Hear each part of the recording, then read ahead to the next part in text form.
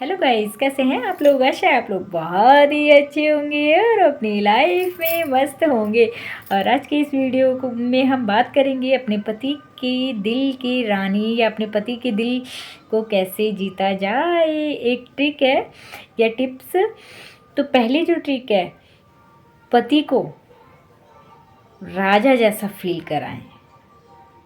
मतलब जो अक्लमंद लेडीज़ होगी ना, वो कभी भी अपने पति की तुलना दूसरों के पतियों से कभी नहीं करेगी और कभी भी अपने पति के अंदर कॉन्फिडेंस की कमी ना होने नहीं देगी। वो खुद अपने पति की स्ट्रेंथ बनेगी और खुद अपने पति को राजा बनाकर उसकी रानी बन जाएगी। ये होती है अक्लमंद होशियार पत्नी। और हमेशा अपने पति को कभी भी दुखी नहीं होने देगी, मतलब निराश। मतलब पति अगर कभी निराश भी है ना, तो उसके अंदर इतना मतलब मोटिवेशन हाव भाव से मतलब इतना पॉजिटिविटी भर देगी कि वो खुश हो जाएगा, निराश होने ही नहीं पाएगा, हो ही नहीं पाएगा। तो हमेशा अपनी लाइफ में याद रखें, अपनी पत्नी की रानी ना तभी बन सकते हैं जब हमारा पति को जब हम अपने पति को राजा जैसा फील कराएं, ना कि गिल्टी फील कराएं। और जो अगला है, बात बात पर झगड़ना जो है बंद करें। मतलब बात बात में झगड़ना, किसी भी छोटी छोटी बातों को लेके झगड़ना, घर की बातों को कि तुमने बिजली का बिल नहीं भरा, राशन नहीं लेकर आए, ये नहीं लेके आए, वो नहीं लेके आए। साथ में लेने के लिए जाइए। या फिर कभी कभी भूल चूक भी हो ही जाती है इंसान से। ऐसा नहीं कि एकदम खुलेआम लड़ने लगे आप, ये तुमने ये नहीं करा, तुमने वो नहीं करा। मतलब प्यार में इतनी शक्ति होती है ना, प्यार में इतनी शक्ति होती है कि मतलब एक बोलने के अंदाज में इतनी शक्ति होती है। आपका बोलने का रवैया कैसा है, तरीका कैसा है, इस तरीके का अगर रखेंगे ना आपको, अगला बंदा मतलब नहीं टालेगा आपकी बात। लेकिन जब आप झझक के बोलेंगे, हर चीज़ में झझक के, बिजली का बिल तो नहीं हुआ है जमा, ये नहीं हुआ है, वो नहीं हुआ है, अगला बंदा मतलब इतना ध्यान नहीं देगा। हर चीज़ को प्यार से तरीके से बोलिए। आप क्यों नहीं देंगे वो आप पे ध्यान।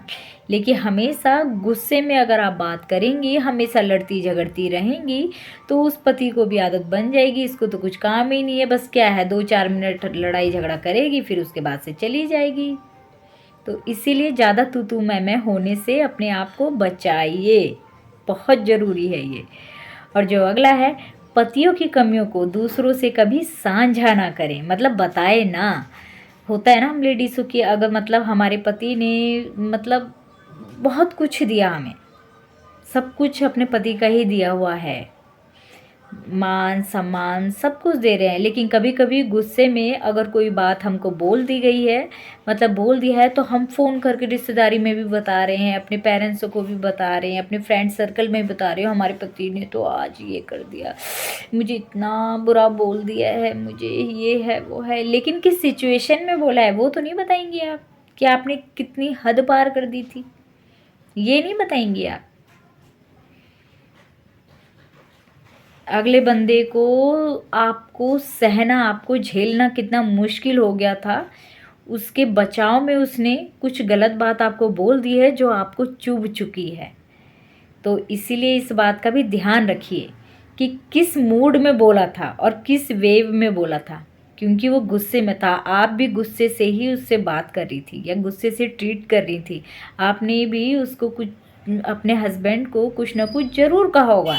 ऐसे किसी भी पति के सिर पाँव मतलब सींग नहीं लगे होते हैं जो कुछ भी कभी भी अनसंड बोल दे हस्बैंड। तो हमेशा अपनी ज़बान को भी कंट्रोल रखें और दूसरों की सामने अपने पतियों की बुराइयां करना बंद कर दीजिए। अपने पति की बुराई करना मतलब आप अपनी छवि को खुद ही डाउन कर रही हैं, और आज नहीं तो कल आपके पति से आपकी बन जाएगी। मतलब तालमेल हो ही जाना है जब हस्बैंड वाइफ हैं। 1-2 दिन का मनमुटाव है, लेकिन जिस बंदे को आप जाके बता रही हैं ना तू मैं अपने घर की, वो बंदा हमेशा अपने दिमाग में ये बात सेट कर लेगा कि आप दोनों हस्बैंड वाइफ की तो पटती ही नहीं है। तो इसीलिए अपनी पति की कमियों को दूसरों से साझा बिल्कुल ना करें। और जो अगला है, ज़्यादा डिमांडिंग भी ना रहें। मतलब ज़्यादा डिमांडिंग दूसरों को देखकर कि अरे वो ले आए हैं और हमारे हस्बैंड नहीं लेकर आए हैं। अब हम कह रहे हैं अपने हस्बैंड को कि अरे वो शर्मा जी के घर तो ये आ गया है, गुप्ता जी के घर तो ये आ चुका है और आप नहीं लाए हैं। आप अपने हस्बैंड की सैलरी नहीं देख रहे हैं, आप शर्मा जी और गुप्ता जी को देख रही हैं। तो इसी तरीके से, इसी कारण और इसी तरीके के चक्कर में आपके घर में रोज कलह मचेगी। हमेशा क्या चीज़ ज़रूरी है, क्या चीज़ ज़रूरी नहीं है, और इस चीज़ का बहुत ध्यान रखें। जो चीज़ आपको चाहिए वो चीज़ ही लेकर आइए, अन्यथा उन चीज़ों पे थोड़ा कंट्रोल ज़रूर रखिए। क्योंकि घर के अंदर ना जितना आप सामान भरते रहेंगे ना, भरते ही रहेंगे भरते ही रहेंगे, घर कभी नहीं कहेगा कि अब मत भरो मेरे अंदर। लेकिन आपका बजट खाली हो जाएगा, आपका बजट बिगड़ जाएगा। उस हिसाब से चलिए कि आपके हस्बैंड को कभी ये टोकना ना पड़े कि आप बहुत ज़्यादा डिमांडिंग हो गई हो। उसको भी चिढ़न हो जाएगी आपसे, ये तो बहुत खर्चा करती है, ये इसे तमीज़ नहीं है चलने की, इसे घर गृहस्थी की कोई नॉलेज नहीं है, इसे कुछ अक्ल नहीं है। इस तरीके की बातें कभी ना बोले आपके हस्बैंड। इसीलिए अनावश्यक अनावश्यक डिमांड ना करें। और जो अगला है, पतियों को डराना बंद करें। मतलब होता है ना, मैंने तो बहुत लोगों को देखा है, मतलब हस्बैंड अपने पति के आगे, अपनी पत्नियों के आगे तो बोलते नहीं है कुछ, लेकिन उनके हटते ही बहुत चिल। तो ऐसा भी बिल्कुल मत करिए, अपने पतियों को डराना बंद करिए। ऐसा ना हो कि वो आपके बगल में बैठ के अनकंफर्टेबल फील करे अगला बंदा। डराना डराना ही हर बात को छुपाने का कारण बन जाती है। जब आप हद से ज़्यादा अपने हस्बैंड को डराएंगी ना, तो वो हद पार कर देगा आपसे हर चीज़ को छुपाने में। वो आपको कोई चीज़ शेयर ही नहीं करेगा, सबसे पहली बात, क्योंकि आपने तो डरा रखा है उसको। तो इसीलिए हमेशा अपने हस्बैंड से फ्रेंडली रहें, रेस्पेक्ट करें उनको डराएं नहीं, धमकाएं नहीं, इस तरीके से ट्रीट बिल्कुल ना करें। और अगला जो है ना, विश्वास रखें अपने हस्बैंड्स पर। विश्वास जो है ना, हर रिश्ते की नींव है। अगर ये ख़त्म हो गया ना, तो नींव तो टूट ही जानी है, वो नींव। इसीलिए हर रिश्ते में ना विश्वास ही है। और हर रिश्ते का तो पता नहीं, लेकिन पति पत्नी का रिश्ता जो है ना, विश्वास पे ही टिका है।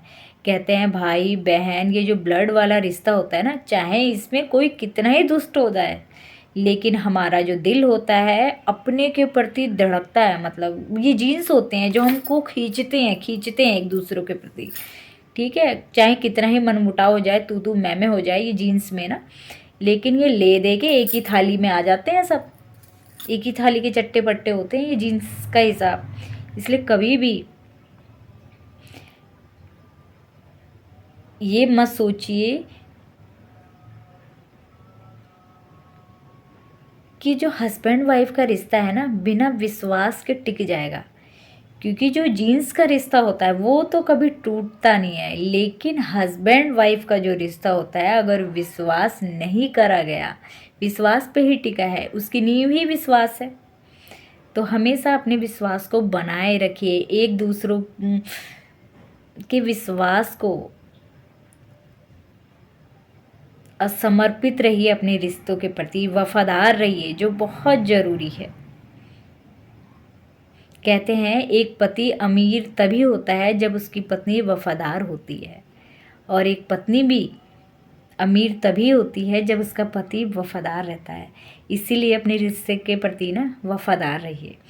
और जो अगला है, घर वालों की बुराई हद पार ना करें, हद से ज़्यादा घर वालों की बुराई करके हद को पार ना करें।